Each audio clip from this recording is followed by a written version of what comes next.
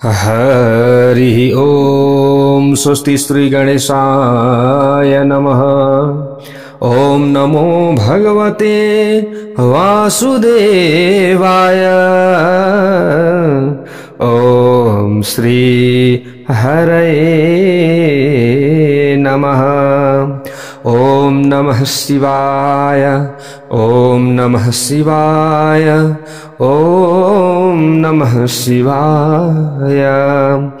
वन्दे देवौमापतिं सुरगुरुं वन्दे जगत्कारणं वन्दे पन्नगभूषणं मृगधरं वन्दे पशूनां पतिं वन्दे सूर्यशशाङ्कवन्दिनयनं वन्दे मुकुन्द प्रियं वन्दे भक्तजनाश्रयं च वरदं वन्दे शिवं शङ्करं। नारायणं नमस्कृत्य नरं चैव नरोत्तमं देवीं सरस्वतीं व्यासं ततो जयमुदीरयेत्। जय बोलो श्रीलिंग महापुराण को जय होस्।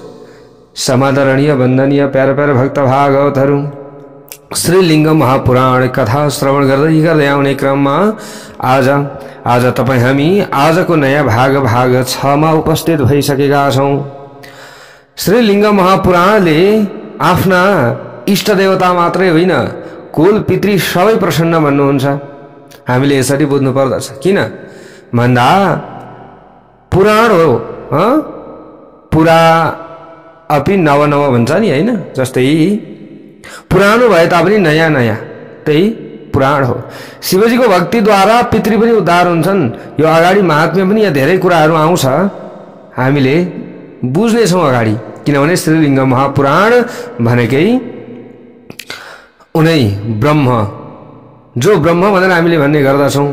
पाञ्चायन देवता, गणेश, देवी, भगवान श्री हरि विष्णु, भगवान श्री सूर्य नारायण अनि भगवान श्री महादेव, यी पाँचै देवतालाई प्रसन्न बनाउने श्रीलिंग महापुराण हो। अगाडि नै हामीले श्रवण गरिसकेका छौं। यदि यी पाँचै भगवानलाई, ब्रह्म एउटै, यी पाँचै एकै ब्रह्म, उहाँहरूलाई प्रसन्न बनाउनु छ भने श्रीलिंग महापुराण सुन्नु पर्यो। जब ब्रह्म प्रसन्न बन्नुहुन्छ, भगवान ईश्वर प्रसन्न बन्नुहुन्छ, तब पितृहरू पनि पितृलोकमा आनन्दित बन्नुहुन्छ। यदि पितृलोकमा हुनुहुन्छ भने होइन, कतै हुनुहुन्छ, कुनै पनि योनिमा हुनुहुन्छ भने पनि उहाँहरूलाई आराम मिल्छ, उहाँहरूलाई सुख मिल्छ। हामीले पुराण सुन्छौं तर उहाँहरूलाई आनन्द मिल्छ।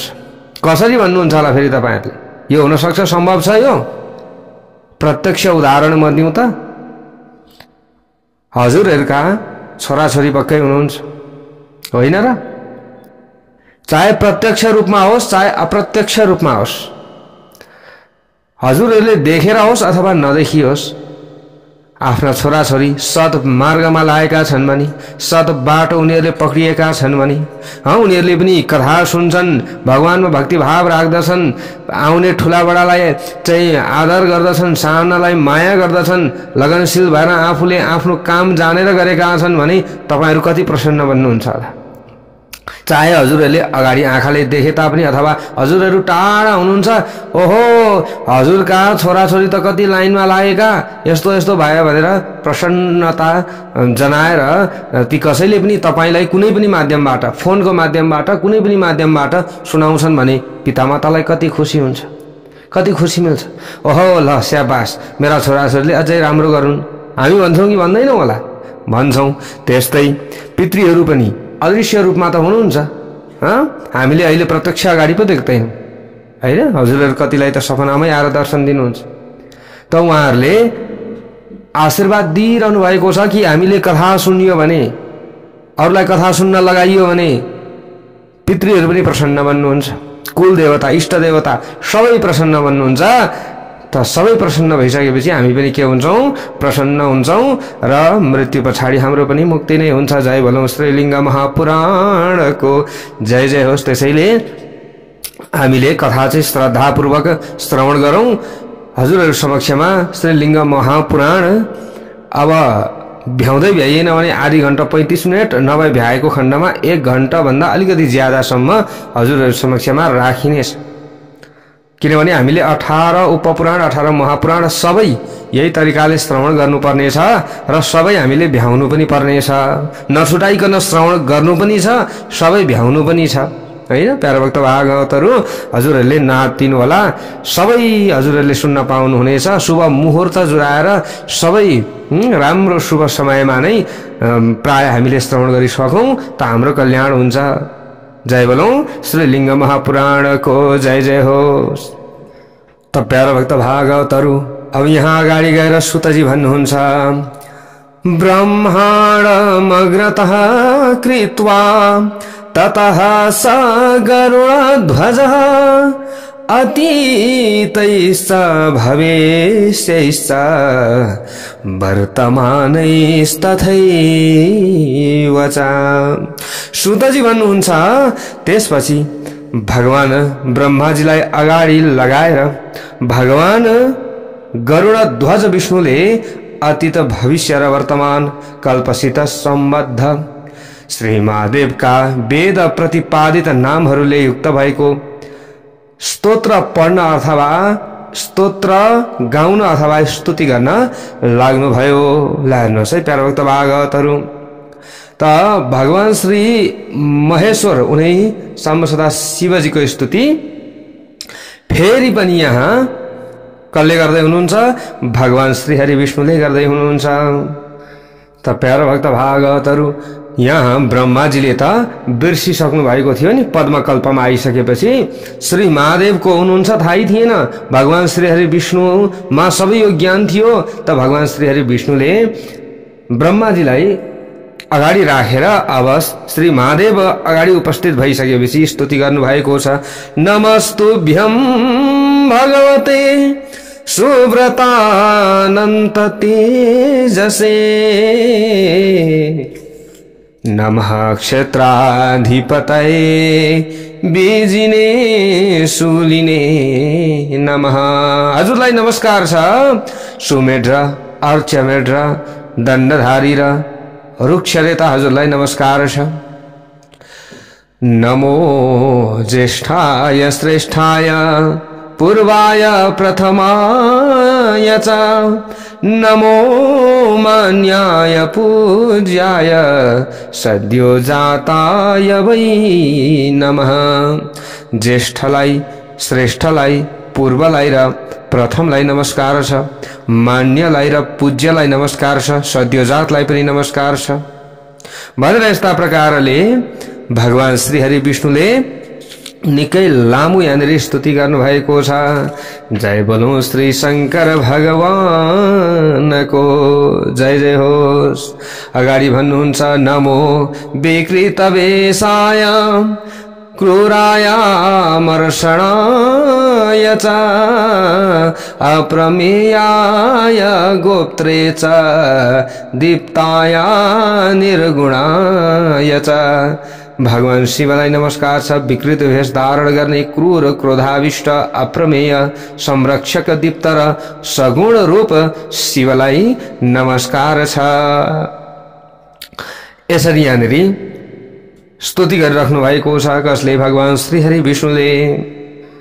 सुतजी भन्नुहुन्छ, सबै ऋषिहरूलाई यैदम कीर्तयेद भक्त्या ब्रह्मनारायणस्तवम। हे ऋषिश्वर हो, जुन विद्वान पुरुषले, जो विद्वान स्त्रीले, जो विद्वान मनुष्यले एकाग्रचित्त भएर भक्तिपूर्वक ब्रह्मा र विष्णुद्वारा गरिएको जुन शिव स्तुति, त भगवान श्री हरि विष्णुले स्तुति गर्दा गर्दै ब्रह्माजीले पनि बुझेर स्तुति गर्न थाल्नुभयो।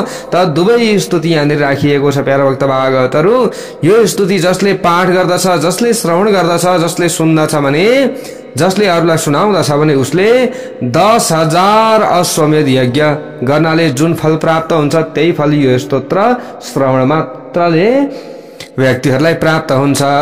त्यति मात्रै होइन, यहाँ बताइएको छ पापाचारो पियो मरत्य श्रेणुयात् शिव सन्निधौ जपेत वापि विनिर मुक्तो ब्रह्मलोकम सगच्छति।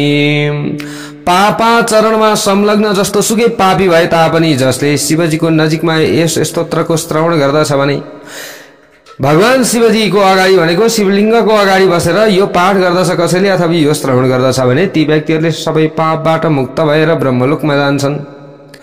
श्राद्धमा हेर्नुहोस् है प्यारा भक्त भागवतहरू, पितृहरू प्रसन्न हुन्छन्। अघि मैले भनेको थिएँ नि त श्रीलिङ्ग महापुराणको श्रवण हामीले गरियो भने पितृहरू पनि प्रसन्न हुन्छन्।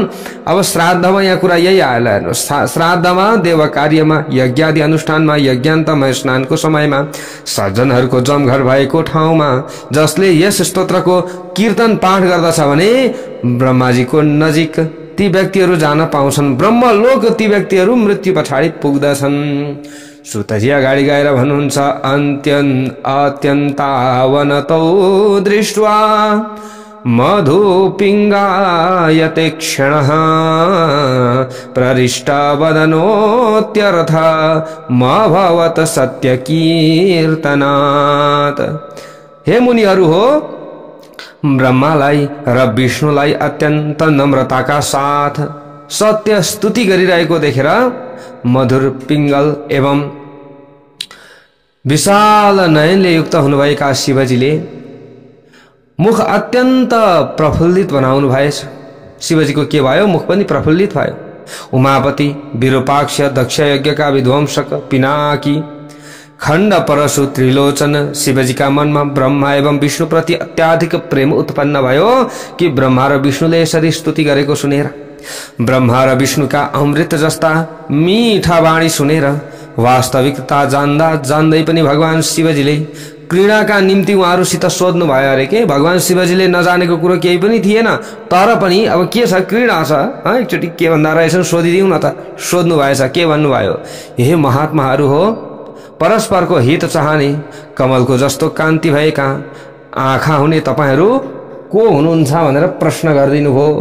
कतिको सही बताउँदा रहेछन्, ढाँट्दा रहेछन् कि रहेनछन्, हामी पनि मन चोर्छौँ नि। त्यस्तै भगवानले सोध्नुभयो को हुनुहुन्छ, यसरी सोध्नुभयो। तपाईहरू यस विशाल समुद्रमा किन एकै ठाउँमा जम्मा हुनुभएको छ? दुवैजना एकै ठाउँमा हुनुहुन्छ त के हो कारण? श्री महादेवले यसरी सोधेपछि एकअर्कालाई मुखामुखमा हेर्न लाग्नु भएछ नि। ब्रह्मा र विष्णुले हेर्नुहोस्, एकअर्कामा हेराहेर गर्न लाग्नु भएछ। अरे हामीले अब शिव जो ब्रह्माजी हुनुहुन्थ्यो, ब्रह्माजीले पनि विष्णुजीलाई इसारा गर्नुभएछ, अघि त तपाईँ त निकै म चिन्छु भन्नुहुन्थ्यो, अहिले त उहाँले नि तपाईँलाई चिन्नु भएन, तपाईँले कसरी चिन्नु? हेराहेर गर्नुभएछ। ल हेर्नुहोस् है त, महात्मा ब्रह्मा र महात्मा विष्णुले दुवैजनाले भन्न लाग्नु भएछ, अब हे भगवान विभु, हे रुद्र, हे महाशय, हामीहरू हजुरकै इच्छाले प्रकट भएका हौँ भन्ने कुरा हामीलाई थाहा छैन र हजुरले नजाने जस्तो गर्नुपर्छ र यो कुरो। ब्रह्मा र विष्णुका उपर्युक्त जुन यो कुरा सुनेर भगवान शङ्कर पनि अब प्रसन्न हुनुभयो। यति त ज्ञान रहेछ। र उहाँहरूको अभिनन्दन गरी सम्मानपूर्वक मधुर स्वरमा सुस्त सुस्त भन्न लाग्नुभयो, हे हिरण्यगर्भ, हे कृष्ण, म तपाईहरूलाई साँचो कुरा भनिरहेको छु कि म तपाईहरूको यस शाश्वत अक्षरले युक्त स्तुतिद्वारा अभिव्यक्त भक्तिले म प्रसन्न भएको छु। तपाईहरू दुवैजना नै मेरा हृदयका प्रिय पात्र हुनुहुन्छ। तपाईहरू दुवैजना मेरो हृदयमा हुनुहुन्छ, अर्थात् म तपाईहरूलाई हृदयबाट नै प्रेम गर्दछु। भन्नुहोस्, म तपाईहरूलाई श्रेष्ठ मनोवाञ्छित के वर दिउँ, के वरदान दिउँ? त्यसपछि महाभाग विष्णुले भगवान श्री शङ्करलाई यी कुरा भन्न लाग्नुभयो। यो कुरा सुनिसकेपछि भन्नुभयो विष्णुले, हे देव, हजुरले मेरा सबै काम गरिदिनु भएको छ। हे शङ्कर, यदि हजुर मसित अझै प्रसन्न हुनुभएको छ भने मेरो हजुर प्रतिको भक्ति सधैँ प्रतिष्ठित निश्चल भएर रहोस्, अरू मलाई केही पनि चाहिँदैन, म यही वरदान माग्दछु भनेर भगवान श्री हरि विष्णुले भन्नुभयो। त्वयि मे सुप्रतिष्ठातु भक्तिर्भवतु शङ्कर। ल हेर्नुहोस्, भगवान स्वयं श्री हरि विष्णुले चाहिँ के भन्नुहुन्छ? मलाई शिवजीको भक्ति चाहियो, शिवजीको भक्ति भन्दा मलाई अरू ठुलो केही पनि छैन भन्नुहुन्छ। अनि मुनिका भक्तहरू चाहिँ के गर्छन्? अचेल लडाइँ गर्छन् प्यारो भक्त भागवतहरू। ल हेर्नुहोस्, अरू धर्मले मिचिसक्यो थाहा छैन, आफ्नो धर्मभित्र मै ठुलो कि तैँ ठुलो भनिरहन्छन्। ल हेर्नुहोस् है प्यारा भक्त भागवतहरू। अब यहाँ अगाडि भनिएको छ, यस प्रकार अनुरोध गरिएका श्री महादेवले भगवान श्री हरि विष्णुले यसरी अनुरोध गरिसकेपछि महादेवले आफूप्रतिको दृढ भक्ति थाहा पाउनु भयो अरे। ओहो, विष्णुले म प्रति यत्रो भक्ति गर्दछन्। यसरी भक्ति थाहा पाएर भगवान केशव विष्णुलाई सम्मान गर्नुभयो, आफ्ना चरण कमलमा स्थिर भक्ति प्रदान गर्नुभयो। ल हेर्नुहोस् है, पददौ च महादेवो भक्तिम निज पदाम्बुजे। ल हेर्नुहोस्, त्यसपछि भगवान शंकरले ब्रह्माजीलाई पनि भन्नुभयो, हे कमल नयन, तपाईं सम्पूर्ण संसारका कर्ता हुनुहुन्छ र तपाईं नै अधिष्ठाता देवता हुनुहुन्छ, तसर्थ हे वत्स तपाईंको कल्याण होस्, अब म जान्छु। ब्रह्मजीलाई पनि यसरी भनेर भगवान शंकरले आफ्ना दुवै पवित्र हातले अनुग्रहपूर्वक उहाँलाई स्पर्श गर्नुभयो। फेरि स्वयं परमेश्वर शंकरले प्रसन्न मनले ब्रह्माजीलाई भन्नुभयो, अरे तपाईं पनि म जस्तै हुनुहुन्छ, चिन्ता नगर्नुहोस्, यसमा कुनै सन्देह छैन। हे वत्स, तपाईं मेरो भक्त हुनुहुन्छ, तपाईंको कल्याण होस् र तपाईंलाई संज्ञा अर्थात यथार्थ ज्ञान पनि होस्। हे सुव्रत, म यहाँबाट प्रस्थान गर्दछु। अब भगवान श्री महादेवले यसरी भन्नुभयो। यसरी भनेर सबै देवताहरूद्वारा अभिवन्दित गणका रक्षक परमेश्वर भगवान श्री महादेव अन्तर्धान हुनुभयो। त्यस पछाडि भगवान विष्णुबाट यथार्थ ज्ञान पाएर पितामह ब्रह्माले प्रजाहरूको सृष्टि गर्ने इच्छाले ठूलो तपस्या गर्नुभयो।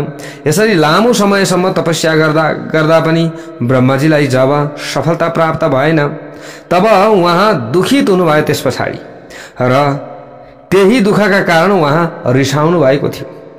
रिसाउनु भएका ब्रह्माजीका दुवै आँखाबाट आँसुका थोपा झर्न थाले त्यो समयमा।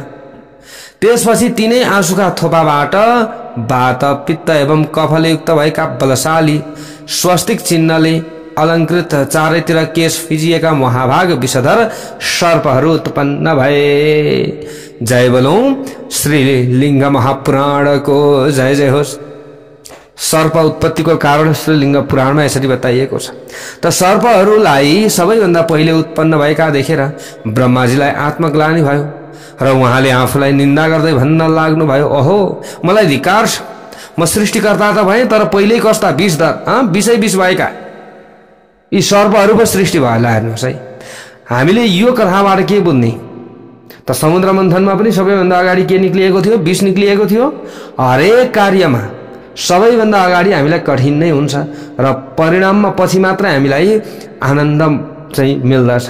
त्यसैले कुनै पनि काम गर्न थालियो, ओ निकै गाह्रो भइहाल्यो नि, लौ न ऋणै मात्रै लागेको छ, समस्या मात्रै छ, काम गर्न मन लाग्दैन, अल्छी लाग्छ, जता गयो त्यतै शत्रु, जता गयो त्यतै शत्रु भन्न थाल्यो भने हामीले सफलता प्राप्त गर्न सक्दैनौँ। निरन्तर खटेर डटेर लागिरहनु पर्छ। सुरुमा त हामीलाई काम गर्दा होस् अथवा जे गर्दाखेरि पनि विषय प्राप्त हुँदो रहेछ, अमृत प्राप्त हुँदो रहेनछ। यसरी हामीले बुझ्नुपर्छ। प्यारा भक्त भागवत। त ब्रह्माजीलाई अब यस्तो लाग्यो, आफूलाई निन्दा गर्न लाग्नुभयो, मलाई धिक्कार, मेरो तपस्याको फल यस्तो भयो कि सुरुमा नै संसारलाई विनाश गर्ने सर्पहरू प्रजाको पो सृष्टि भयो। यहाँ त अमृत दिने खालका चाहिँ सृष्टि गरौँ भनेको कस्तो विष दिने खालका सर्पहरू, संसारलाई विनाश गर्ने, संसारलाई संरक्षण गर्ने भनेको विनाश गर्ने पो प्रकार भए। ल हेर्नुहोस् है, क्रोध र अमर्षले युक्त हुनुभएका ब्रह्माजीले त्यसपछि तीव्र मूर्छाद्वारा आक्रान्त हुनुभयो। मूर्छाबाट आक्रान्त भएका पितामह ब्रह्माजीले प्राण त्याग्नुभयो। अर्थात् त्यस पछाडि अब त्यस्तो सर्पहरू सृष्टि भइसकेपछि आफैले आफ्नो प्राणलाई त्यागिदिनु भयो, मर्नुभयो। त्यसपछि अप्रतिम पराक्रमले युक्त भएका ब्रह्माजीका शरीरबाट करुणापूर्वक 11वटा रुद्रहरू रुँदै उत्पन्न भए। जय बोलौं श्री शंकर भगवानको जय जय होस्। हेर्नुहोस् है, अब मूर्छाबाट आक्रान्त भएका ब्रह्माजीले प्राण त्याग गर्नुभयो भन्ने कथा छ यहाँनिर। त्यतिखेर त अब त्यस्तै शक्ति थियो। अब भगवान हो, प्राण त्याग पनि गर्न सक्नुहुन्छ, फेरि प्राणलाई भर्न पनि सक्नुहुन्छ। हामी यसरी बुझ्नु पर्यो। त प्राण त्याग भइसकेपछि ब्रह्माजीकै शरीरबाट 11 रुद्रहरू प्रकट भएको कथा यहाँनिर छ। अथैकादश ते रुद्रा रुदन्तो भ्यक्रमं तथा, रोएका हुनाले वा रुदै जन्मिएका हुनाले अब उनीहरूलाई के भनियो? रुद्र भनियो। प्यारा भक्त भागवतहरू, ब्रह्माजीबाट रुद्र भनेको उनी शिवजी हुनुहुन्छ। फेरि हामीले यसरी बुझ्नु पर्यो, त्यसमा कुनै भेद छैन। त जुन यी रुद्रहरू छन् यिनै प्राण हुन् र जुन यी प्राणहरू छन् यिनै रुद्रका आत्मा हुन् भनेको ब्रह्माजीले प्राण त्याग्नु हो त्यही प्राणबाट रुद्र प्रकट हुनु हो भनेकै उनी ब्रह्माजीमै रुद्र हुनुहुन्छ नि त उनी महादेव हुनुहुन्छ उनी शिवजीमै प्राणको रूपमा महादेव हुनुहुन्छ अस्ति हजुरहरूले कथा सुन्नुभयो कि दुवै जनाको प्राण मै हुँ भन्नुभएको थियो महादेवले त त्यही प्राणबाट 11 रूपलाई धारण गर्नुभयो चाहिँ श्री महादेवले र रुद्रको रूपमा उहाँ प्रकट हुनुभयो जय बोलौं श्री रुद्र भगवानको जय जय होस् सबै प्राणीहरूमा अवस्थित रुद्रलाई प्राणीहरूका प्राण भनेर जान्नु पर्दछ भनेर बताइएको छ नील लोहित त्रिशूलधारी शिवजीले अत्यन्त उग्र स्वभाव भएका महिमशाली र उत्तम चरित्र भएका ब्रह्माजीलाई पुनः प्राण प्रदान गर्नुभयो त्यसपछि प्राण त्याग गर्नुभएको ब्रह्माजीले त्यही प्राणबाट 11 रुद्र हुनुभयो अब फेरि त्यहीबाट भगवानले उनी शिवजीले के गर्नुभयो त्यही प्राण फेरि प्रदान गरिदिनु भयो ब्रह्माजीलाई र बिउताइदिनु भयो जय बोलौं श्री शंकर भगवानको जय जय होस् प्राण नयाँ जीवन प्राण पाएर नयाँ जीवन पाएर भगवान ब्रह्मा उमापति श्री महादेवलाई आफू जस्ताको तस्तै खडा भएर फेरि प्रणाम गरेर उभिन लाग्नुभयो गायत्री का माध्यमले ध्यान गरी विश्वरूप ईश्वरको दर्शन गर्न लाग्नु भयो त्यसपछि कसले फेरि ब्रह्माजीले सबै संसारमा व्याप्त भएर रहनुहुने श्री महादेवलाई देखेर ब्रह्माजीले स्तुति गर्न लाग्नुभयो फेरि त्यसपछि उहाँले आश्चर्यचकित हुँदै बारम्बार प्रणाम गरी शिवजीलाई सोध्नु भयो हे श्री महादेव हजुरका सद्योजात आदि अवतार किन भएका हुन् यी 11 रुद्रको रूपमा तपाईं प्रकट हुनुभयो सद्योजात आदि का अवतारहरू छन् यी किन भएका हुन् भनेर प्रश्न गर्नुभयो सुतजी भन्नुहुन्छ तस्य तद्वचनं श्रुत्वा ब्रह्मणो भगवान भवः ब्रह्मरूपी प्रबोधार्थं ब्रह्माण्डं प्राह सस्मितम् हजुरका सद्योजात आदि अवतार किन भएका हुन् भन्ने ब्रह्माजीको जिज्ञासा सुनेर उहाँलाई सम्झाउने इच्छाले मुसुक्क भगवान शिवजी हाँस्नुभयो र मुस्कुराएर ब्रह्मरूपी भगवान शिवजीले भन्न लाग्नुभयो ब्रह्मालाई ब्रह्मरूपी भगवान शिवजीले भन्न लाग्नुभयो श्वेतकल्प जहिले थियो त्यस समयमा म सेतो वर्णको थिएँ हे ब्रह्माजी त्यस समयमा मेरो पगरी सेतो थियो माला पनि सेतो थियो कपडा पनि सेता लगाएको थिएँ मेरो हाड रौँ र रगत पनि सेतो थियो स्वयं म श्वेत लोहित नयाँ सेतो स्वरूपले युक्त थिएँ त्यसै कारण त्यस कल्पको नाम के थियो श्वेत रहेको थियो ल हेर्नुहोस् त्यति मात्र हैन श्वेत सबै श्वेत रगत पनि सेतो त्यसरी प्रकट हुनु भएको रहेछ भगवान शिवजी त्यसैले हामीले भगवान शिवजीलाई के गर्छौं सेतो फूलले पूजा गर्छौं पहेँलो फूलले हैन सेतो चाहिँ अक्षताले यस्ता विविध कारणहरू छन् र सेतो भनेको शीतलताको कारण पनि हो प्यारे भक्त भागवतहरु सेतो के हो सात्विक हो सेतो के हो शीतलताको कारण हो त्यसैले भगवान शिवजीले के पान गर्नु भएको छ विष पान गर्नु भएको छ नि हालम विषम हैन समुद्र मन्थनमा त उहाँको कण्ठमा एकदम पीडा भइरहेको हुन्छ अरे जलन त्यसलाई शान्त गर्नका लागि सेता चीजहरुले चाहिँ राम्रो गर्छ भनेको सेता चीज चाहिँ शान्तिको प्रतीक भनौं अथवा शीतलताको प्रतीक भएका कारणले गर्दा हामीले सेता चीजहरु अर्पण गर्छौं त्यति मात्रै होइन उहाँ एउटा कल्पमा त श्वेत कल्पमा त उहाँको त रगत पनि सेतो रहेछ त्यस्तो प्रिय उहाँलाई सेतो र त्यस कल्पमा यहाँ भन्नुहुन्छ मबाट उत्पन्न भएकी ब्रह्म नामले चिनिने देवेश्वरी गायत्री पनि सेता अंग भएकी सेतो रगत भएकी र सेतो वर्णकी थिइन् भनेर भन्नुहुन्छ ल हेर्नुहोस् है त्यति मात्र हैन मबाट प्रकट भएकी गायत्रीको पनि सेतै थियो सबै रगत पनि हे देवेश त्यस समयमा तपाईले आफ्नो उग्र गुह्य तपस्याद्वारा सद्योजात अथवा सद्योजात तत्वलाई प्राप्त म शिवजीलाई चिन्नु भएको थियो मेरो यस सद्योजात रूपलाई गुह्य ब्रह्म भनिएको छ एकदम गोपनीय ब्रह्म भनेर बताइएको छ त्यसैले गुह्यत्वलाई प्राप्त सद्योजात शिवलाई जुन दुई जातिहरूले जान्दछन् तिनीहरू मेरो सान्निध्यमा पुग्दछन् जो मनुष्यहरूले जान्दछन् द्वाभ्याम जायते इति दुई जाति भनेर चाहिँ भनिन्छ हैन जस्तै दुई चोटी जन्म हुने भनेर बताइएको छ यहाँ धेरै कुराहरू छन् प्यारा भक्त भागवतहरु यो पछि भन्दै जाउँला जे भए पनि मनुष्यहरूले चाहिँ यसरी जानेर पूजा गर्दछन् भने अथवा जान्दछन् भने, मलाई मान्दछन् भने उनीहरूले मेरो सान्निध्यता प्राप्त गर्दछन् भनेर भगवान भन्नुहुन्छ। त्यहाँ पुगेपछि उनीहरूले फेरि फर्केर यस संसारमा आउनु पर्दैन। जब मलाई प्राप्त गर्छन् फेरि यो संसारमा यो दुःखमा आइरहनु पर्दैन।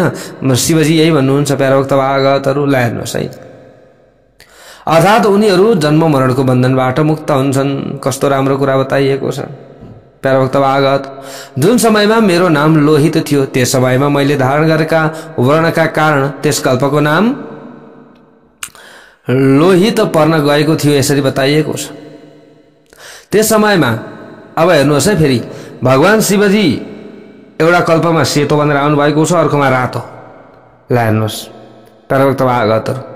त अब यहाँ बताइएको छ कि त्यस समयमा रातो मासु, राता हाडले युक्त भएको, रातो वर्णको दूध प्रदान गर्ने, राता आँखा भएकी र राता स्तन भएकी गायका रूपमा गायत्री अधिष्ठित भएकी थिइन्, यसरी बताइएको छ।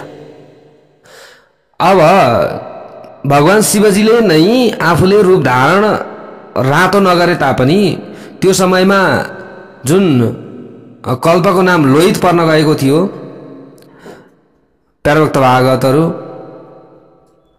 अथवा भगवान शिवजीको नाम जुन समयमा लोहित थियो जुन कल्पमा, त्यो समयमा चाहिँ गाई पनि यस्ती भएकी थिइन्, यसरी बताइएको छ। केही समयपछि गाईको रातो वर्ण फेरिएकाले र देवको वामताले गर्दा म वामदेवत्वमा परिणत भएँ, यसरी भन्नुहुन्छ उहाँ। वामदेव भनेर हामीले भन्छौँ। अर्थात् कल्पका र गायका वर्णका साथमा मेरो नाम पनि परिवर्तित भयो र म वामदेव नामले प्रसिद्ध भएँ भन्नुहुन्छ शिवजी। त त्यस कल्पमा पनि नियतात्मा तपाईले आफ्नो योगबलले वर्णान्तरमा अर्थात् लोहित वर्णमा अवस्थित म परमेश्वरलाई चिन्नुभयो। त्यसै समयबाट म पृथ्वीलोकमा वामदेव नामले प्रसिद्ध भएँ भगवान भन्नुहुन्छ।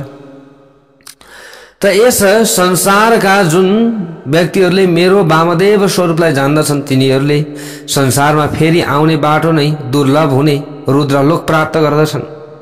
अर्थात् उनीहरू यस संसारमा गमनागमन रूपी बन्धनबाट मुक्त हुन्छन्।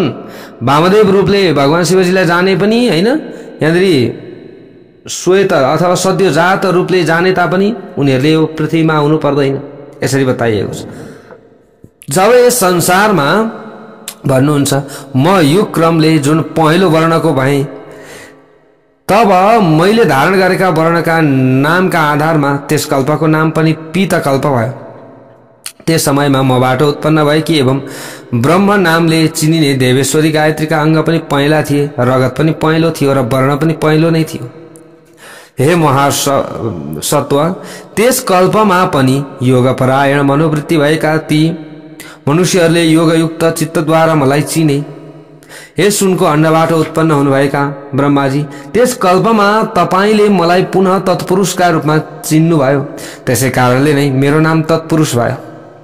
तपस्याले युक्त भएका विशुद्ध मन भएका ब्रह्मपरायण जुन मानिसले म रुद्रलाई र वेद माता रुद्राणी गायत्रीलाई चिन्दछन् अर्थात् हाम्रो उपासना गर्दछन्, तिनीहरू संसारमा फेरि फर्किएर आउन नपर्ने रुद्रलोकमा पुग्दछन्। रुद्रलोकम गमिष्यति पुनरावृत्ति दुर्लभम। पुनरावृत्ति भनेको फर्केर आउनु नै दुर्लभ हुन्छ उनीहरूका लागि, भगवानले यसरी भन्नुभएको छ। जब पुनः म डरलाग्दो कालो वर्णले युक्त भए तब मैले ग्रहण गरेका वर्णका आधारमा त्यस कल्पको नाम पनि कृष्ण कल्प रहन गयो।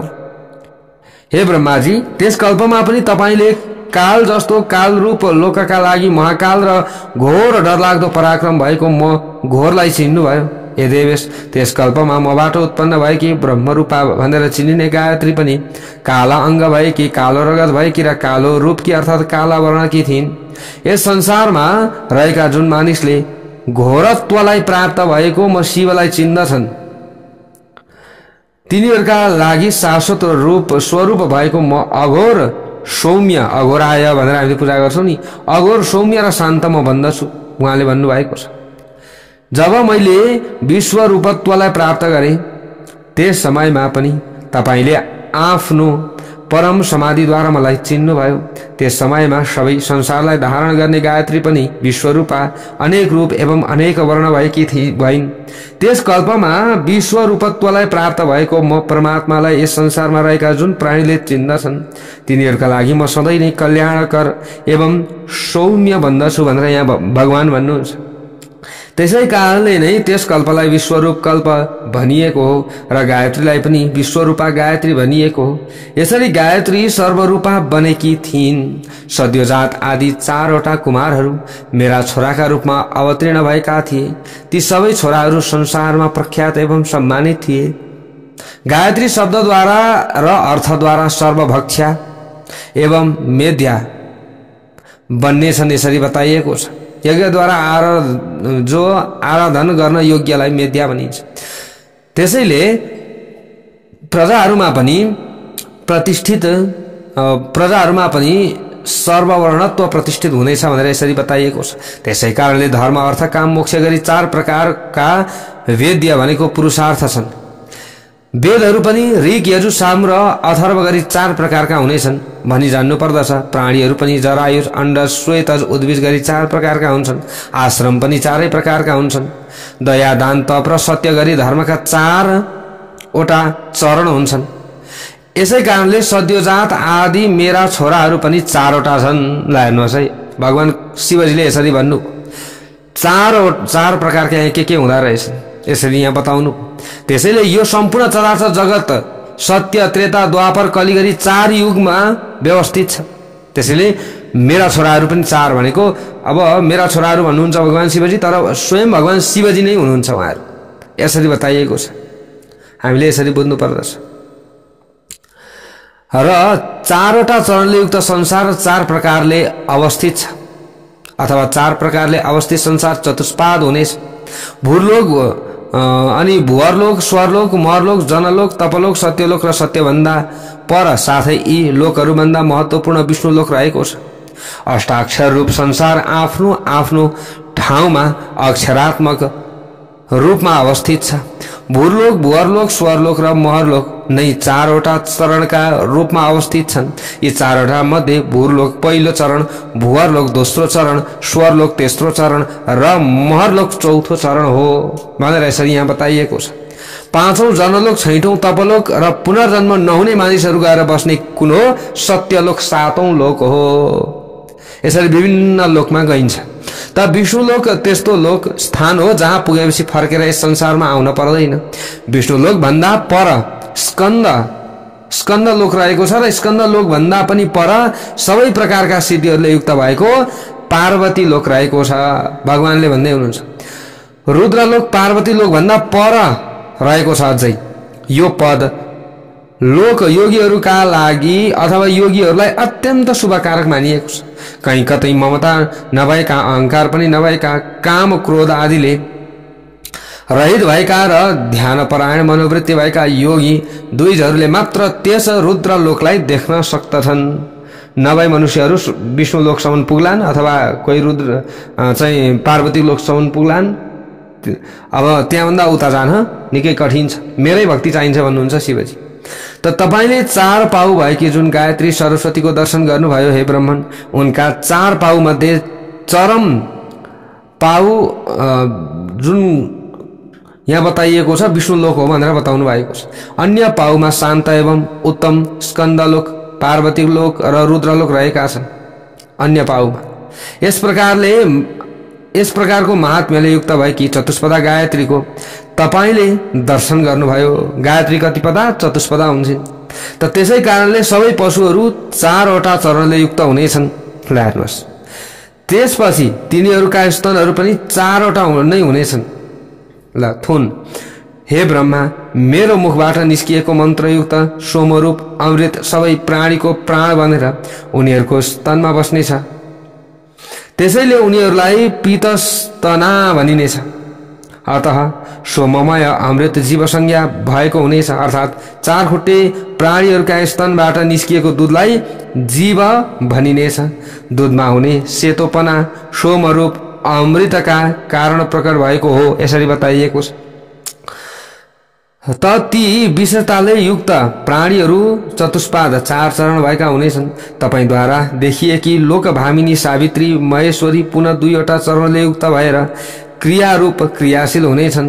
यसै कारणले सबै शुभ नर नारीहरू 2 चरण भएका र 2 स्तन भएका हुनेछन्। हेर्नुहोस्, पशुहरू 4 पाउ भएका हुनेछन्, 4वटै थुन हुनेछन् भने अब अझै तिनीहरू भन्दा शुभ नर नारीहरू हुन्छन्, तिनीहरू 2 चरणका हुन्छन्, 2वटा स्तन भएका हुन्छन्। ठूलो शक्तिले युक्त भएकी र सबै प्राणीलाई धारण गर्ने जुन देवीको तपाईले दर्शन गर्नुभयो तिनै माहेश्वरीले अजा भएर जब सर्ववर्णमय रूप धारण गर्नेछिन् तब सबै प्रजा विश्वरूप अर्थात सबै वर्ण भएका हुनेछन्।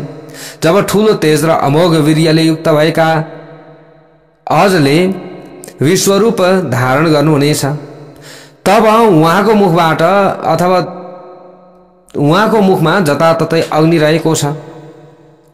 त्यसैले सर्वव्यापी पशुपति रूप अग्नि सधैँ पवित्र मानिनेछ। अग्नि कहिले पनि अशुद्ध हुँदैन। शुद्ध आत्मा भएका जुन द्विजहरूले तपस्याद्वारा ईशत्व ईश्वरत्व र वशित्व योग सिद्धिका माध्यमले सबै ठाउँमा पुग्ने र सबै ठाउँमा रहने मलाई देख्दछन्, तिनीहरू रजोगुण र तमोगुणबाट मुक्त भएर मानव शरीरलाई त्याग गरी मेरा नजिकमा आउँछन्। भगवान शिवजीले यसरी भन्नुभयो, अर्थात् उनीहरू पुनर्जन्म आदि कष्टहरूबाट टाढा हुन्छन्। शिवजीद्वारा यसरी भनिनुभएका भगवान ब्रह्माले प्रणाम गरेर नम्रतापूर्वक पुनः उहाँलाई प्रश्न गर्नुभयो, हे भगवान, हे ईश्वर, जुन विद्वानले सर्वव्यापी विश्वात्मा हजुर महेश्वरलाई गायत्री सहित सबै ठाउँमा देख्दछ र हजुरको एवं गायत्रीको आराधना गर्दछ त्यसलाई परम पद गायत्रीको र आफ्नो त्यो पद दिनुहोस्। त्यसपछि शिवजीले पनि के भन्नुभयो, तथास्तु भनिदिनु हो। जहाँ सबैतिर मलाई सबैले पूजा गर्दछन्, सबैतिर मलाई देख्दछन्, गायत्री मन्त्र जप्दछन् भने उनीहरूलाई मेरै पद प्राप्ति हुन्छ भनेर शिवजीले भन्नु खोज्नु भएको हो। तथास्तु भनेको कुरो यही हो, वरदान दिनुभयो। प्रभु शिवजीद्वारा ब्रह्माजीलाई दिएको वचन अनुसार जुन विद्वानले गायत्रीको र महात्मा शिवजीको विश्व रूपलाई जान्दछ त्यसले ब्रह्म सायुज्य पाउँछ, अर्थात् उसको ब्रह्मासित यहाँ के बताइएको छ, तादात्म्य स्थापित हुन्छ भनेर बताइएको छ। सयाति ब्रह्म सायुज्यम वचनात् ब्रह्मणः प्रभो। कस्तो राम्रो कुरा बताइएको छ। यहाँ अगाडि गएर सुतजी भन्नुहुन्छ, हे मुनिगण, श्रुत्वैवमखिलं ब्रह्म रुद्रेण परिभाषितं पुनः प्रणम्य देवेशं रुद्रमाह प्रजापति।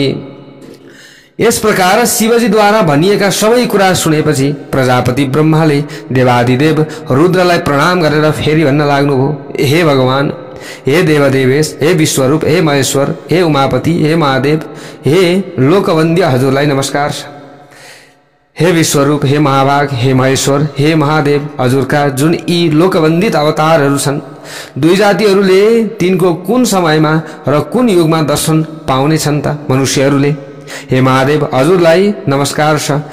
मनुष्यहरूका लागि कुन तपस्याद्वारा वा कुन ध्यानयोगद्वारा दर्शनीय बन्नुहुन्छ त हजुर?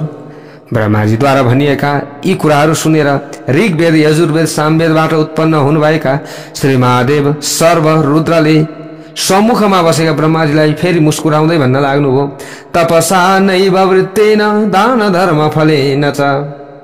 यहाँ भन्नुहुन्छ, मनुष्यहरूले न मात्र तपस्याद्वारा, न आचारद्वारा, न दानद्वारा, न धर्मका फलद्वारा, न तीर्थाटनजन्य फलद्वारा, न योगद्वारा, न प्रशस्त दक्षिणा दिने यज्ञद्वारा, न वेदाध्ययनद्वारा, न धनद्वारा, न शास्त्रहरूको अनुशीलनद्वारा नै मलाई प्राप्त गर्न सक्दछन्। वस्तुतः मात्र ध्यानद्वारा उनीहरूले मेरो दर्शन गर्न सक्दछन्। भगवान शिवजीले यसरी भन्नुहुन्छ, हे पितामह, बराहकल्पको 7औं मन्वन्तरमा सबै संसारलाई प्रकाशित गर्ने कल्पका स्वामी मेरा अवतार रूप ऐश्वर्यशाली वैवस्वत मनु तपाईका नातिका रूपमा अवतीर्ण हुनेछन्। सत्य, त्रेता आदि 4 युगको व्यवस्था गरिएका वैवस्वत मन्वन्तरका सबै द्वापर युगका अन्तमा अर्थात् कलियुगका आरम्भमा संसारलाई अनुग्रह गर्न र ब्राह्मणहरूको कल्याण गर्न म अवतीर्ण हुनेछु। अथवा साधु सज्जनहरूको जसले ब्राह्मणत्व प्राप्त गर्ने चेष्टा गर्दछ उनीहरूको म कल्याण गर्छु भन्नुहुन्छ। हे ब्रह्माजी, त्यसपछि युग परिवृत्ति अनुसार यस प्रथम द्वापर युगको अन्तमा जब स्वयं प्रभु व्यास हुनुहुनेछ, तब ब्राह्मणहरू अथवा ब्रह्मणत्व प्राप्त गर्न चाहनेहरूका लागि, मनुष्यहरूको जो सत धर्ममा लागेका छन् उनीहरूको हितका लागि मेरो अवतार हुनेछ। त्यसपछि यस युगको समाप्ति र कलियुगको आरम्भमा म शिखाधारी श्वेत नामको महामुनिको रूपमा हिमालयको टाकुरामा र छागल नामक श्रेष्ठ पहाडमा अवतीर्ण हुनेछु।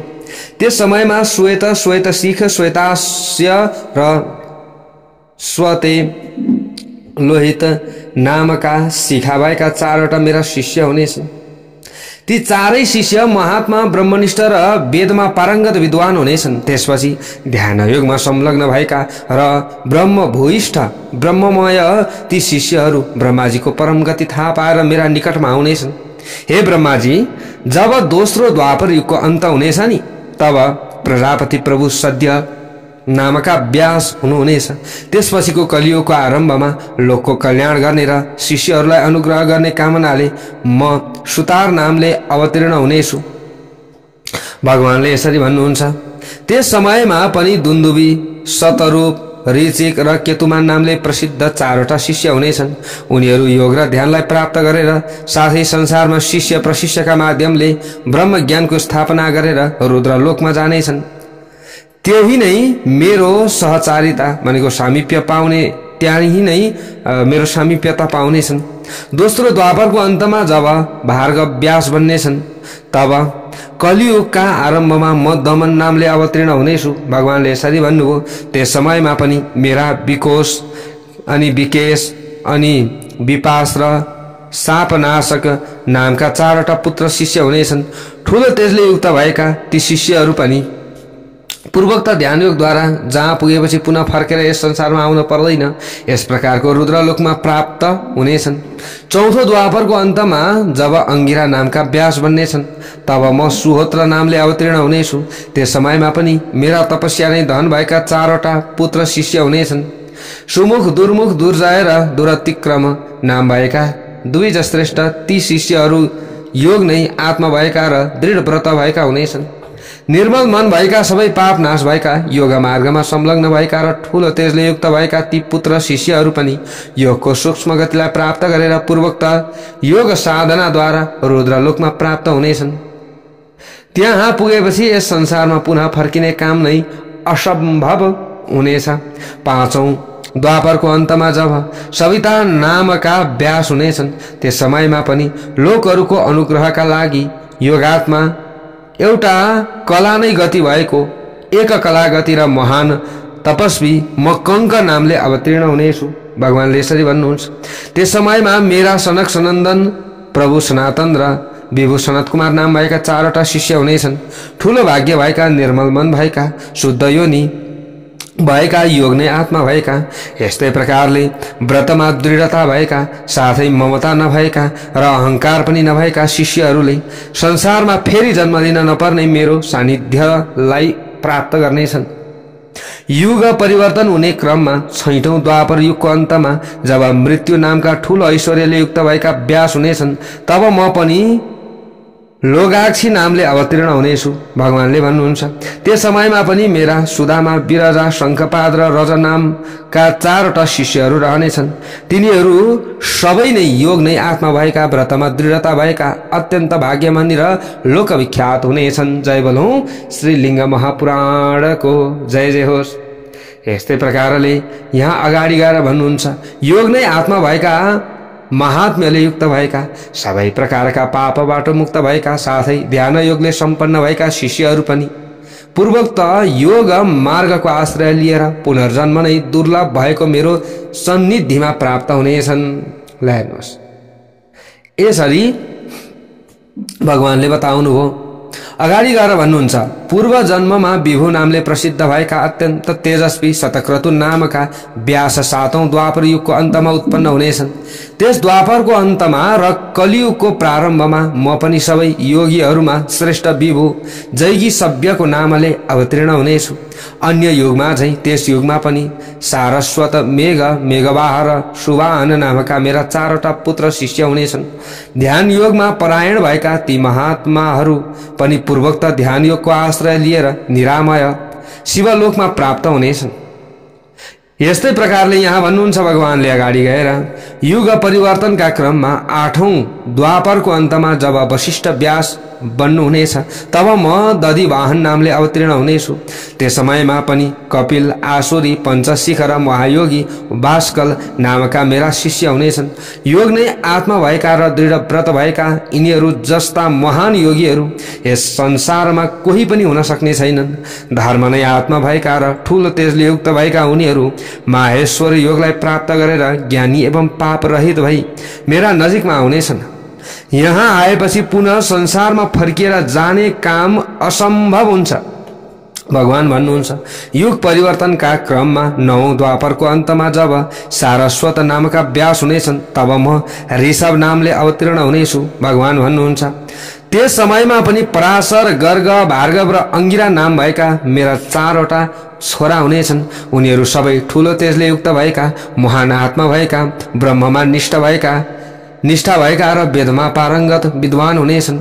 उनीहरू पनि ध्यान मार्गको आश्रय लिएर उत्तम लोकमा जानेछन्।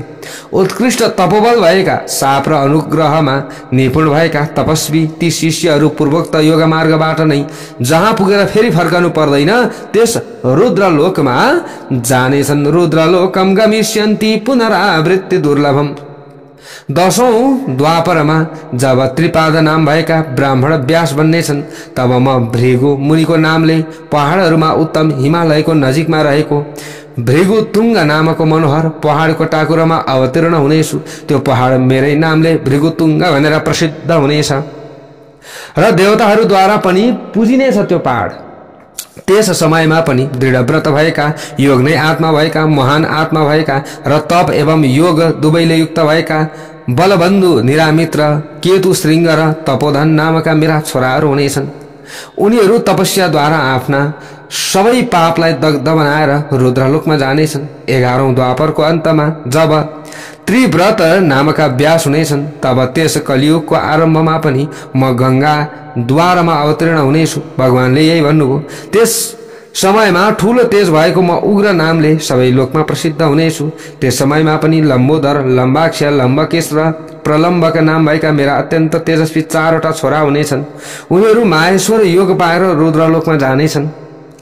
युग परिवर्तनका क्रममा प्राप्त भएको 12औं द्वापरको अन्तमा जब अत्यन्त तेजस्वी एवं कविहरूमा श्रेष्ठ मुनि शततेजा व्यास बन्नेछन् तब द्वापरको निकटस्थ कलियुगमा म पनि हेतुक नामको वनमा अवतीर्ण हुनेछु र अत्रि नामले प्रख्यात बन्नेछु। यस्तै प्रकारले भगवानले अगाडि गएर भन्नुहुन्छ, तत्रापि ममते पुत्रा। यहाँ भन्नुहुन्छ, त्यस समयमा पनि शरीरमा भस्म लेप लगाएका, महान योगले युक्त भएका र सधैँ रुद्र लोक प्राप्त गर्ने मार्गमा संलग्न भएका 4वटा छोरा मेरा हुनेछन् भन्नुहुन्छ। उनीहरूको नाम सर्वज्ञ, समबुद्धि, साध्य र सर्व हुनेछ। उनीहरू पनि माहेश्वर योग पाएर त्यसैका माध्यमले रुद्रलोकमा जानेछन्। जय बोलौं श्री रुद्र भगवानको जय जय होस्। युग परिवर्तनकै क्रममा 13औं द्वापरको अन्तमा 13 द्वापरको अन्त आएपछि जब धर्म स्वरूप नारायण व्यास बन्नुहुनेछ तब म पनि गन्धमादन पर्वतमा पवित्र बालखिल्य आश्रममा महामुनि बाली नामले अवतीर्ण बन्नेछु भनेर भगवान भन्नुहुन्छ। त्यस समयमा पनि तपस्या नै धन भएका सुधामा, काश्यप, वासिष्ठ र विरजा नामका मेरा 4वटा छोरा हुनेछन्। महान योग बलले युक्त भएका र विशुद्ध आत्मा भएका तिनीहरू नैष्ठिक ब्रह्मचारी हुनेछन्। अन्तमा माहेश्वर योग प्राप्त गरेर उनीहरूले रुद्रलोकमा जानेछन्। युग पर्यायले प्राप्त 14औं द्वापरको अन्तमा जब तरक्षु नामका व्यास हुनेछन् तब म पनि कलियुगको आरम्भमा अंगिरा नामको उत्तम वंशमा गौतम नामले अवतीर्ण हुनेछु। म जन्मिएको त्यो ठाउँ परम पवित्र गौतम वन नामले प्रसिद्ध हुनेछ। त्यस कलियुगमा पनि अत्रि, देवसद, श्रवण र श्रविष्ठक नामका मेरा 4वटा छोरा हुनेछन्। योगलाई नै आत्मा बनाएका साथै महान आत्मा भएका र योगले युक्त भएका सबै छोराहरू माहेश्वर योगमा निपुणता प्राप्त गरेर रुद्रलोकमा जानेछन्। क्रमैले आएको 15औं द्वापर प्राप्त भएपछि त्यसका अन्तमा जब त्रयारुणी नामका व्यास हुनेछन् त्यस समयमा पनि म वेदशिरा नामको द्विजको रूपमा अवतीर्ण हुनेछु। त्यहाँ मैले वेदशिरा नामको अत्यन्त शक्तिशाली पारमेश्वरास्त्र प्रकट गर्नेछु। पहाडहरूमा श्रेष्ठ हिमालयको पृष्ठ प्रदेशमा सरस्वती नदीको तटमा अवस्थित वेद शीर्ष नामको पहाड मेरो आश्रय बन्नेछ भनेर भगवान भन्नुहुन्छ। त्यस समयमा पनि कुणी, कुणी बाहु, कुशरीर र कुनेत्रक नामका मेरा तपस्वी छोराहरू उत्पन्न हुनेछन्। योगात्मा, महात्मा र ऊर्ध्वरेता ती छोराहरू माहेश्वर योगमा सिद्ध भएर रुद्रलोक जानेछन्।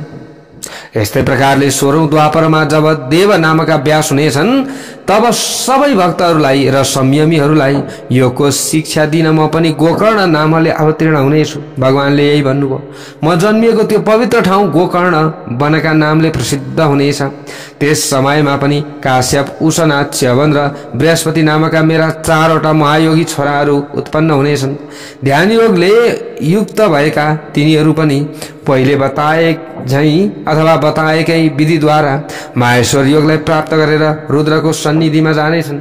युग परिवर्तनकै क्रममा आएको 17औं द्वापरको अन्तमा जब देव कृतञ्जय व्यास भन्ने छन् त्यस समयमा पनि म हिमालयको अत्यन्तै अग्लो र मनोहर महालय नामको टाकुरामा गुवावासी नामले अवतीर्ण हुनेछु। महालय स्थान अत्यन्त पवित्र र सिद्ध क्षेत्र मानिनेछ। त्यस समयमा पनि उथत्य, वामदेव, महायोग र महाबल नामका मेरा 4 भाइ छोरा हुनेछन्। ती सबै छोराहरू योगवेत्ता, ब्रह्मवादी, महात्मा साथै ममता नभएका, मोह नभएका र अहंकार पनि नभएका हुनेछन्। यस्तै प्रकारले ध्यान योगको आश्रय लिएका उपयुक्त मेरा शिष्यहरूका पनि ध्यान योगमा नै संलग्न भएका हजारौं शिष्य हुनेछन्। योगको अभ्यासमा संलग्न भएका सबै शिष्य एवं प्रशिष्यले महेश्वरलाई हृदयमा धारण गरेर महालय क्षेत्रमा अवतीर्ण मेरो दर्शन पाई अन्तमा शिवपदलाई प्राप्त गर्नेछन्। त्यस द्वापर युगको अन्तमा र त्यसै कलियुगको आरम्भमा ती बाहेकका अरू महात्माहरूले पनि योग साधनामा चित्त लगाएर आफ्नो आत्मालाई निर्मल र बुद्धिलाई शुद्ध बनाउँछन् भने तिनीहरू सबै नै शोकरहित भएर मेरा अनुग्रहले रुद्र लोकमा पुग्दछन्।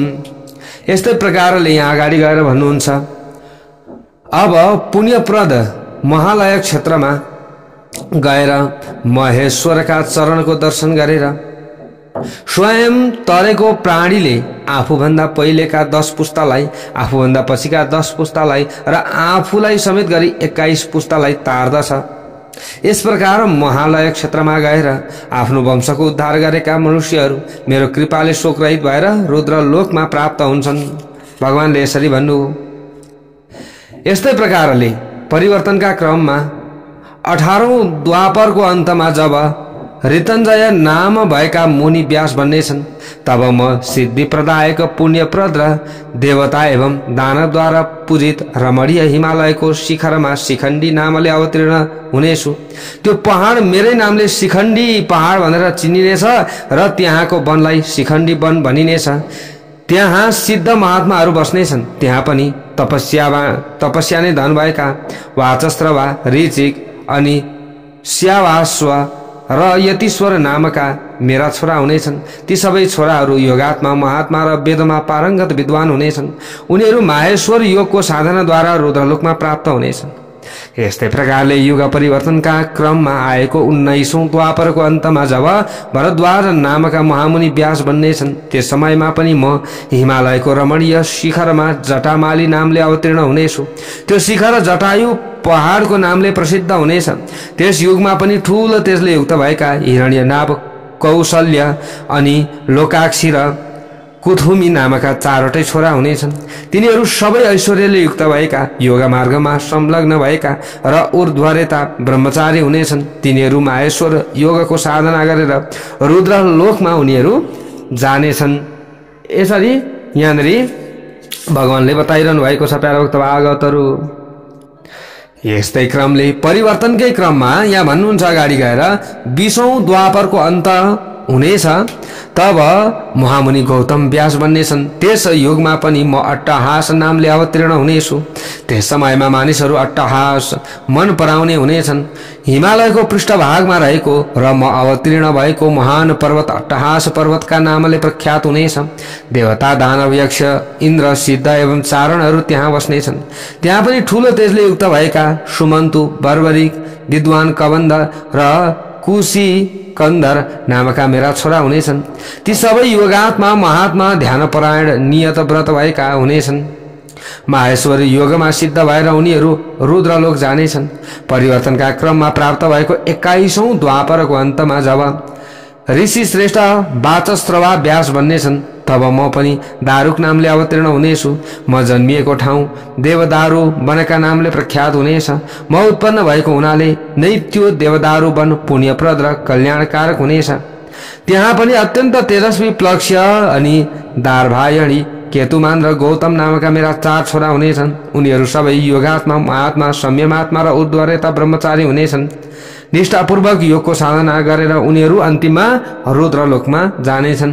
परिवर्तनकै क्रममा प्राप्त 22औं द्वापरको अन्तमा जब सुष्मायण व्यास बन्नेछन्, त्यस समयमा पनि म हातमा हलो लिएको भीम नामको महामुनिको रूपमा वाराणसीमा उत्पन्न हुनेछु।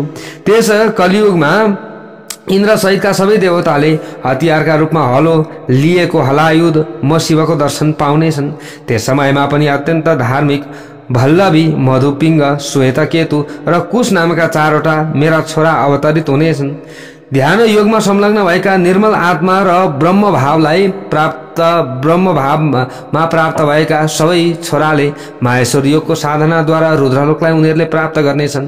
हे ब्रह्मा, भगवान शिवजी भन्नुहुन्छ अगाडि गएर परिवर्तनकै क्रममा 23औं द्वापरका अन्तमा यहाँ भन्नुहुन्छ 23औं द्वापरको अन्तमा जब मुनि तृणबिन्दु व्यास बन्नेछन्, त्यस समयमा धार्मिक स्वभाव भएको र ठूलो शरीर भएको म पुनः मुनिका पुत्रका रूपमा श्वेत नामले अवतीर्ण हुनेछु। त्यस समयमा मैले जुन श्रेष्ठ पहाडमा काललाई जीर्ण बनाउनेछु, अर्थात् जहाँ समय यापन गर्नेछु, त्यो पहाड कालञ्जर नामले प्रसिद्ध हुनेछ। त्यहाँ पनि मेरा उसिक, बृहदस्व, देवल र कवि नामका 4वटा तपस्वी छोरा हुनेछन्। तिनीहरू माहेश्वर योगमा सिद्ध भएर रुद्रलोक जानेछन्। परिवर्तित 24 द्वापरका अन्तमा जब ऋक्ष व्यास बन्नेछन्, तब द्वापरको सन्निकटमा रहेको कलियुगको आरम्भमा देववन्द्य नैमिषारण्यमा महान योगीका रूपमा म शूली नामले अवतीर्ण हुनेछु। त्यहाँ पनि शालिहोत्र, अग्निवेश, युवनाश्व र शरद वसु नामका छोरा मेरा 4वटा छोरा, तपोधन नामका यी नाम गरेका 4वटा छोरा हुनेछन्। तिनीहरू पनि त्यसै योग मार्गद्वारा रुद्रलोक जानेछन्। युग परिवर्तनका क्रममा जब 25औं द्वापर आउनेछ, त्यसका अन्तमा वशिष्ठका छोरा शक्ति मुनि व्यास बन्नेछन्। त्यस समयमा पनि जगतको स्वामी म हातमा दण्ड लिएर मुण्डीश्वर नामले अवतीर्ण हुनेछु। त्यस युगमा पनि तपस्या नै धन भएका छगल, कुण्डकर्ण, कुम्भाण्ड र प्रवाहक नामका मेरा छोरा हुनेछन्।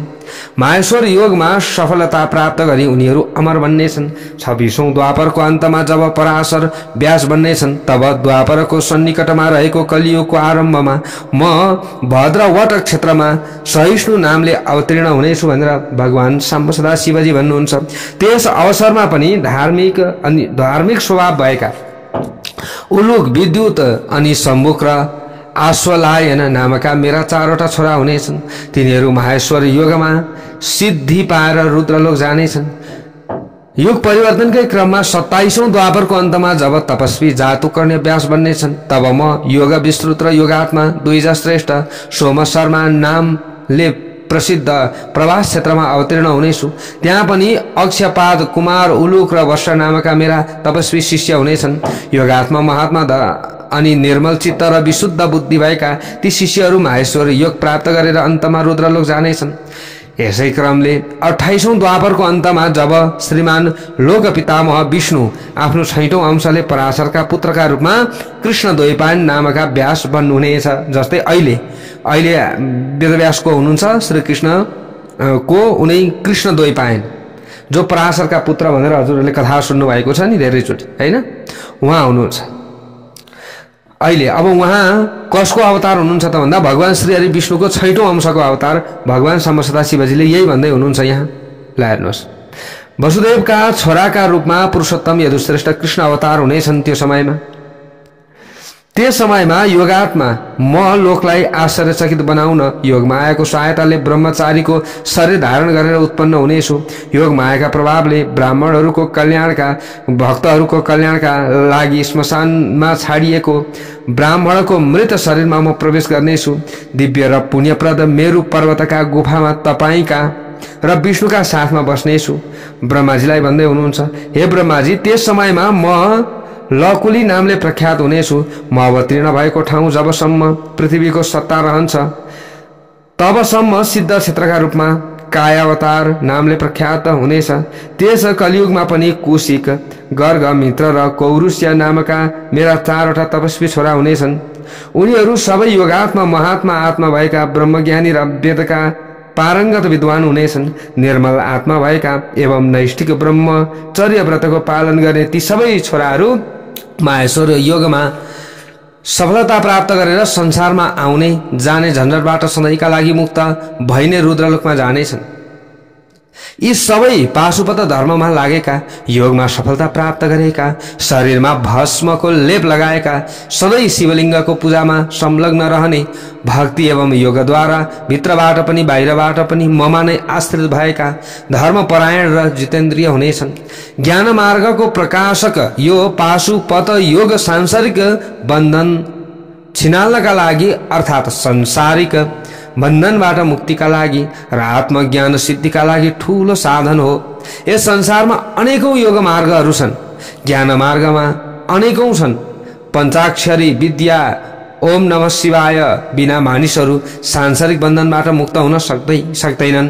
जतिसुकै अरू नाम जपे तापनि अन्तिममा उनीहरूले ओम नमः शिवाय जप्दैनन् भने उनीहरू यो सांसारिक बन्धनबाट मुक्त हुन सक्दैनन् भनेर भगवान शिवजीले ठोक्वा गरेर भनिदिनु भयो। हेर्नुहोस्, जुन मनुष्यले सबै द्वन्द्वबाट पर भएर तपस्या गर्दछ त्यो मनुष्य पाकेको फल भुइँमा झर्न तयार भए झैं मोक्ष पाउन तयार भएको हुन्छ भनेर बुझ्नु पर्दछ। जुन मनुष्यले एक दिन पनि राम्ररी पाशुपत व्रतको पालन गर्दछ त्यसले सांख्य र पाञ्च रात्रद्वारा पनि प्राप्त गर्न नसकिने उत्तम गति प्राप्त गर्दछ। यसै यहाँ भन्नुहुन्छ, यसै गरी युग क्रम अनुसार मनुदेखि कृष्ण द्वैपायनसम्मका 28 व्यासहरूको अवतारको वर्णन यहाँ गर्ने। 28औं कल्पमा धर्म स्वरूप कृष्ण द्वैपायन व्यास बन्नेछन् र उनैले वेदको विभाजन पनि गर्नेछन् भनेर यसरी भगवान सम्बसदा शिवजीले भन्नुभयो। त भगवान ब्रह्माले यस प्रकार महादेवद्वारा वर्णन गरिएका रुद्रावतारका चर्चा सुन्नुभयो। प्यारोक्त भागवतहरू रुद्र अवतारको यो चर्चा सुन्नाले मात्र पनि हामीमा भक्ति बढ्छ र पाप नाश हुन्छ। यहाँ धेरै कुरा छन्। अब त्यस पछाडि ब्रह्माजीले यसरी सुनिसकेपछि पुनः महेश्वरलाई प्रणाम गर्नुभयो र अभिष्ट वाणीद्वारा भगवान शंकरको स्तुति गर्नुभयो। फेरि उहाँलाई सोध्न लाग्नुभयो, सर्वे विष्णुमया देवा सर्वे विष्णुमया गणाः। सबै देवताहरू विष्णुमय छन् र सबै गणहरू पनि विष्णुमय नै छन्। विष्णुको जस्तो गति अरू कसैको छैन। वेदहरूले सधैँ यसै तत्त्वको गायन वर्णन गर्दछन्, त्यसैले यसमा कुनै शंका छैन। यस्तो महिमाले युक्त हुनुभएका देवदेव विष्णु किन सधैँ तपाईको लिङ्गको पूजा संलग्न हुनुहुन्छ त? उसो भए ब्रह्माजीले यसरी प्रश्न गर्नुभयो। सबै जगत विष्णुमय छ भनेर भन्ने अनि उनै भगवान श्री हरि विष्णुले चाहिँ तपाईको चाहिँ लिङ्ग स्वरूपको पूजा गर्ने, यो के हो यो कुरा? सर्वसमर्थ जगतपति भएर पनि किन उहाँले सधैँ तपाईको पूजा गर्नुहुन्छ? किन? ब्रह्माजीले प्रश्न गर्नुभयो। ब्रह्माजीले प्रश्न गरिसकेपछि भगवान शंकर परमेष्टि ब्रह्माजीका कुरा सुनेर अत्यन्त हर्षित हुनुभयो र विकसित आँखाद्वारा ब्रह्माजीलाई पिए चाहिँ गर्दै प्रश्नको गौरवले प्रसन्न हुनुभयो। नजिकमा रहेका ब्रह्माजीलाई हेरेर शिवजीले लिङ्ग पूजा प्रकरणका सम्बन्धमा बताउन लाग्नुभयो। हे विभु ब्रह्मा, तपाईले भगवान नारायणले साक्षात देवश्रेष्ठ इन्द्रले र अरू मुनिहरूले पनि विधिपूर्वक लिङ्गको पूजा गरेर नै आफ्नो पद प्राप्त गर्नुभएको हो। त्यतिकै तपाईहरुले आफ्नो पद प्राप्त गर्नुभएको छैन। मेरो स्वरूप, मेरो चिन्ह, मेरो लिङ्ग स्वरूपको पूजा नगरिकन तपाईले पनि ब्रह्म पदलाई प्राप्त गर्नु भएन। ब्रह्मा पदलाई इन्द्रले पनि इन्द्रको पद त्यतिकै प्राप्त गरेका होइनन् र विष्णुले पनि त्यतिकै विष्णु पद प्राप्त गरेका होइनन्। मेरो लिङ्ग स्वरूपको पूजा उनीहरूले गरेका कारणले नै उनीहरूले त्यो पद प्राप्त गरेका हुन्। त्यसैले नै उहाँहरू सधैँ लिङ्ग पूजामा संलग्न रहनुहुन्छ भनेर कसले भन्नुभयो? भगवान शंकरले भन्नुभयो। लिङ्गको अर्चना बिना निष्ठा प्राप्त हुँदैन। त्यसैले जगतपति जनार्दन भगवान विष्णुले श्रद्धापूर्वक सधैँ मेरो लिङ्गको अर्चना गर्नुहुन्छ। यसरी तत्त्वबोधद्वारा ब्रह्माजीलाई अनुग्रहित बनाएर पुनः कृपापूर्वक देवेश ब्रह्माजीलाई हेरेर महेश्वर शिवजी त्यही नै अन्तर्हित हुनुभयो। त्यही अन्तर्धान हुनुभयो। त्यसपछाडि ब्रह्माजीले दुवै हात जोडेर शिवजीलाई लक्ष्य गरी प्रणाम गर्नुभयो। शिवबाट आज्ञा पाउनुभएका भगवान ब्रह्माले पुनः सृष्टि प्रक्रियालाई अब त्यस पछाडि भगवान शिवजीबाट ज्ञान प्राप्त गरिसकेपछि अब सृष्टि प्रक्रियालाई आरम्भ गर्नुभयो। स्रष्टुम त्वमेशं भगवान लब्ध संज्ञस तु शंकरात् भनेर यसरी यहाँ बताइएको छ। अब यहाँबाट उताको कथा प्रसंग कस्तो छ के छ भोलिबाट उता हजुरहरूले श्रवण गर्न पाउनुहुनेछ। जय बोलौं शंकर भगवानको जय जय हो।